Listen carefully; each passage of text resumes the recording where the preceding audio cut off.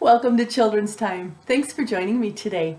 If you're on our mailing list for Fun Mail, this week you've already received a scripture that is a puzzle that you can cut apart and race to see how fast you can put it together. Or you can also use the coloring sheet that we have with the same scripture. Let me read it to you. It's from Hebrews 10:25.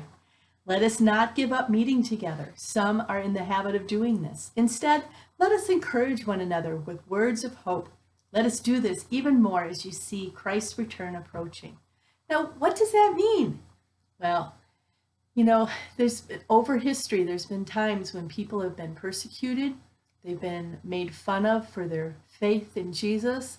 There's been reasons why people have separated. Sometimes just different priorities. They didn't want to have to make time to be together with other Christians, or maybe there was a threat of death if they were found.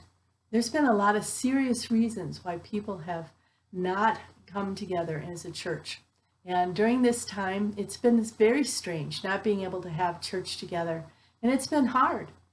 But there's still time and ways for us to share words of hope and encouragement. And so let's focus on that part. And to do that, I have a piece of paper with Jesus's name on it. Now you can do this at your house too, because it's kind of like a paper trick. And what it is a lesson that teaches us about how Jesus brings us together.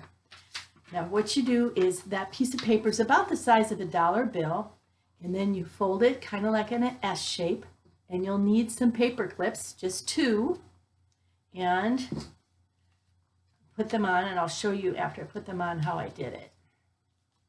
Now see, got a paper clip there and a paper clip there.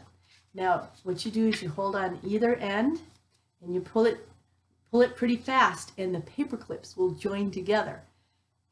But when you do it, make sure that you don't have anybody in front of you, because the paper clips sometimes jump. So this is how it goes. Now just remember, this is, excuse me, this is a lesson of how Jesus brings us together. Now, did it work? There it is.